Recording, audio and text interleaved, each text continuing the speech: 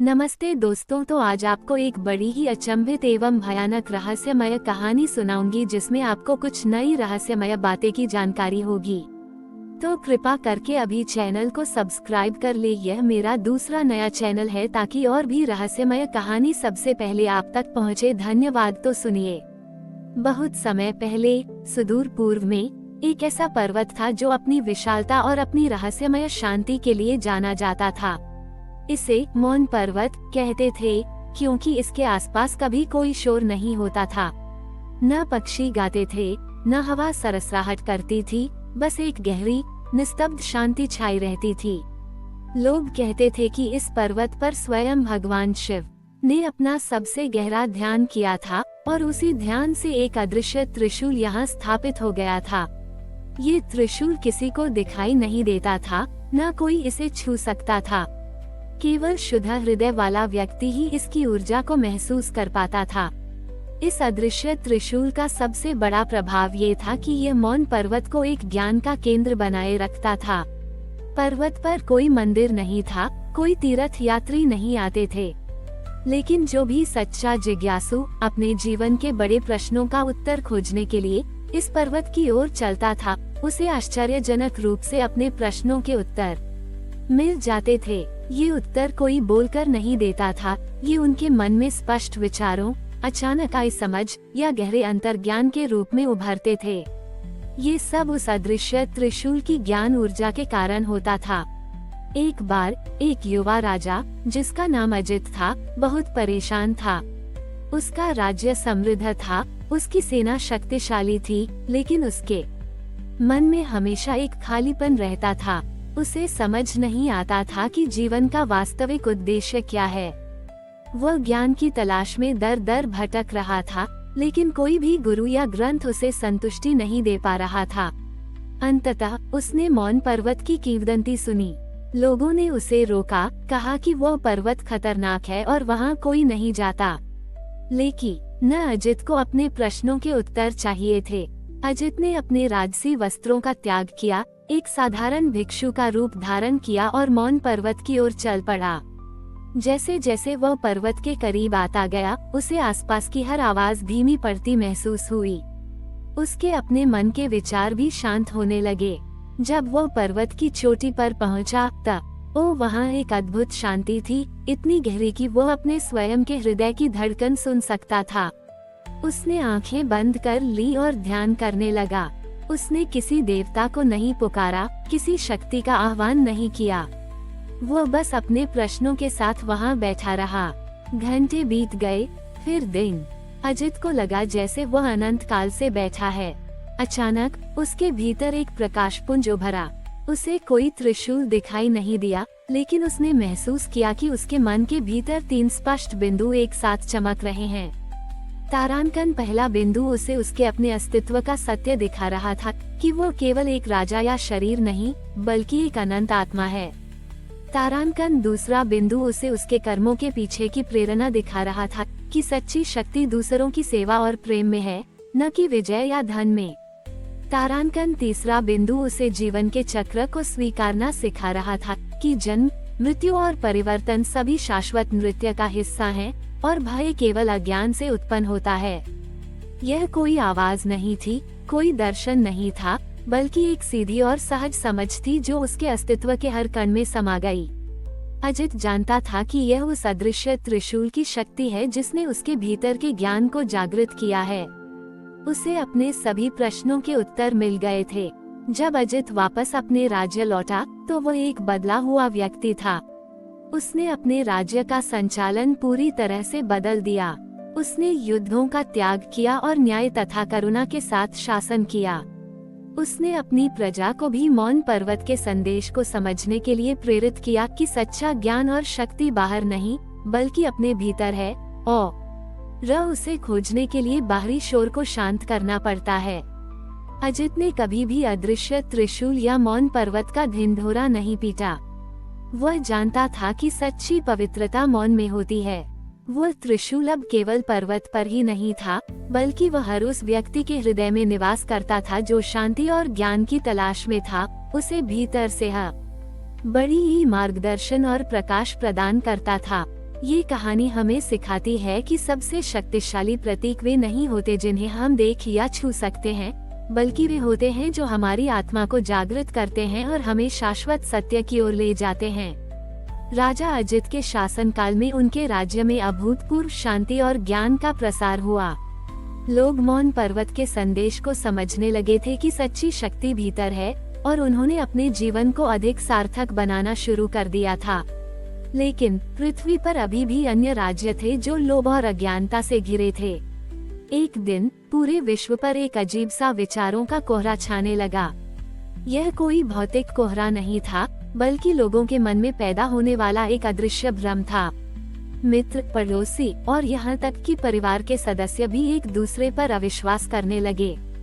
छोटी छोटी बातें गलतफहमी का कारण बनने लगी और हर कोई अपने विचारों में इतना उलझ गया कि दूसरों को सुनना बंद कर दिया। यह कोहरा किसी दानव ने नहीं फैलाया था, बल्कि यह मानव मन के भीतर बढ़ती हुई आत्म केंद्रितता और संवादहीनता का ही एक भयानक रूप था। परिणाम स्वरूप राज्यों के बीच अविश्वास बढ़ने लगा, व्यापार रुक गया और लोगों के बीच रिश्तों में दरार आने लगी। राजा अजित ने भी अपने ही दरबार में यह अनुभव किया। उनके सबसे समझदार मंत्री भी अब एक दूसरे से सहमत नहीं हो पाते थे और तर्क वितर्क अंतहीन बहस में बदल जाते थे। अजित जानता था कि यह किसी बाहरी दुश्मन का हमला नहीं, बल्कि मानव चेतना पर एक सूक्ष्म हमला था। वो फिर से मौन पर्वत की ओर चल पड़ा। इस बार उसके मन में कोई व्यक्तिगत प्रश्न नहीं था, बल्कि मानवता को इस विचारों के कोहरे से निकालने का विचार था। जब वो पर्वत पर पहुंचा, तो उसने देखा कि पर्वत की शांति पर भी उस कोहरे का हल्का सा असर दिख रहा था। हवा में पहले जैसी पूर्ण निस्तब्धता नहीं थी, बल्कि विचारों की एक हल्की गूंज महसूस हो रही थी। अजित ने आंखें बंद करके ध्यान लगाया, उस अदृश्य त्रिशूल की ऊर्जा को महसूस करने की कोशिश की। इस बार त्रिशूल से कोई प्रकाशपुंज नहीं उभरा, बल्कि अजित के भीतर एक गहरी समझ पैदा हुई। उसे महसूस हुआ कि त्रिशूल के 3 शूल अब श्रवण, सुनना, समझ, अवगत होना और साहचर्य, आथा रहना का प्रतिनिधित्व कर रहे थे। पहला शूल श्रवण उसे यह सिखा रहा था कि समस्याओं की जड़ दूसरों को न सुनने में है। दूसरा शूल समझ उसे यह बोध करा रहा था कि हर व्यक्ति के विचार उसके अनुभवों से बनते हैं और उन्हें समझने का प्रयास करना चाहिए। तीसरा शूल साहचर्य उसे यह प्रेरित कर रहा था कि भले ही विचारों में भिन्नता हो, लेकिन साथ मिलकर काम करने और रहने की भावना ही वास्तविक समाधान है। अजित ने समझा कि इस बार त्रिशूल उसे किसी को नष्ट करने के लिए नहीं, बल्कि संबंधों को जोड़ने के लिए प्रेरित कर रहा था। उसने मौन पर्वत पर बैठकर एक नया संकल्प लिया। छोटी ईया, जब वह अपने राज्य लौटा, तो उसने एक नया नियम स्थापित किया। उसने हर सभा से पहले और हर विवाद से पहले सभी को कुछ देर के लिए मौन धारण करने का आदेश दिया। इस मौन के दौरान हर व्यक्ति को दूसरे के दृष्टिकोण को पूरी एकाग्रता से सुनने और समझने का प्रयास करना होता था, बिना किसी पूर्व धारणा के। ये वही त्रिशूल की ऊर्जा थी जो मौन पर्वत से निकलकर अजित के माध्यम से लोगों तक पहुंच रही थी। धीरे धीरे विचारों का कोहरा छंटने लगा। लोगों ने एक दूसरे को सुनना शुरू किया, एक दूसरे को समझना शुरू किया। गलतफहमियां दूर हुई और पुराने रिश्ते फिर से जुड़ने लगे। राजा अजित के राज्य से यह अभ्यास दूसरे राज्यों तक फैला और जहाँ जहाँ यह मौन और श्रवण का अभ्यास अपनाया गया, वहाँ वहाँ विचारों का कोहरा छंटने लगा। अदृश्य त्रिशूल ने सिद्ध कर दिया कि उसकी शक्ति केवल व्यक्तिगत ज्ञान तक ही सीमित नहीं है, बल्कि वह सामूहिक चेतना को प्रभावित करने और मानवीय संबंधों को सुधारने में भी सक्षम है। मौन पर्वत आज भी वहीं खड़ा है और उसका अदृश्य त्रिशूल अभी भी अपनी ऊर्जा प्रसारित कर रहा है, हमें ये सिखाते हुए कि जब हम मौन होते हैं, सुनते हैं, समझते हैं और साथ मिलकर चलते हैं, तभी सच्चे समाधान प्रकट होते हैं। राजा अजित के मौन और श्रवण के अभ्यास ने पूरे विश्व में विचारों के कोहरे को सफलतापूर्वक दूर कर दिया था। लोग अब एक दूसरे को समझने लगे थे और शांति व सहयोग की भावना फिर से जागृत हो चुकी थी। अदृश्य त्रिशूल की शक्ति ने ये सिद्ध कर दिया था कि सबसे बड़े युद्ध बाहरी नहीं होते, बल्कि वे मन के भीतर होते हैं और उनका समाधान भी भीतर से ही निकलता है। परंतु त्रिशूल का ये रहस्यमय प्रभाव केवल मानवीय चेतना तक ही सीमित नहीं रहा। धीरे धीरे मौन पर्वत और उसके अदृश्य त्रिशूल का प्रभाव स्वयं पृथ्वी के संतुलन पर भी पड़ने लगा। जब भी धरती पर प्राकृतिक आपदाएं आती, जैसे अत्यधिक वर्षा, सूखा या भूकंप, तो त्रिशूल से निकली कंपन एक सूक्ष्म संतुलनकारी ऊर्जा के रूप में कार्य करती थी। यह ऊर्जा आपदाओं को पूरी तरह रोक तो नहीं पाती थी, लेकिन उनके प्रभाव को कम कर देती थी और उन्हें प्रकृति के शाश्वत चक्र का हिस्सा बनाने में मदद करती थी, जिससे विनाश के बाद भी जीवन का पुनर्निर्माण संभव हो सके। मौन पर्वत अब केवल राजा अजित के राज्य के लिए ही नहीं, बल्कि पूरी पृथ्वी के लिए एक शांत हृदय बन गया था। यह एक ऐसा स्थान था जहां ब्रह्मांडीय ऊर्जा और मानवीय चेतना का मिलन होता था। त्रिशूल, जो वहां अदृश्य रूप से स्थापित था, इस मिलन का केंद्र बिंदु था। ये लोगों को लगातार याद दिलाता था कि वे प्रकृति का हिस्सा हैं और उन्हें उसके साथ सद्भाव में रहना चाहिए। अजित और उसकी प्रजा ने कभी भी मौन पर्वत या अदृश्य त्रिशूल का व्यावसायिक उपयोग नहीं किया। वे जानते थे कि इसकी पवित्रता इसकी अस्पृश्यता और रहस्य में ही निहित है। पर्वत और त्रिशूल की कहानी अब किंवदंतियों और लोककथाओं का हिस्सा बन चुकी थी, जो पीढ़ियों को यह सिखाती थी कि सबसे गहरा ज्ञान अक्सर मौन में पाया जाता है और सबसे शक्तिशाली हथियार वह होता है जो शांति और समझ को बढ़ावा देता है।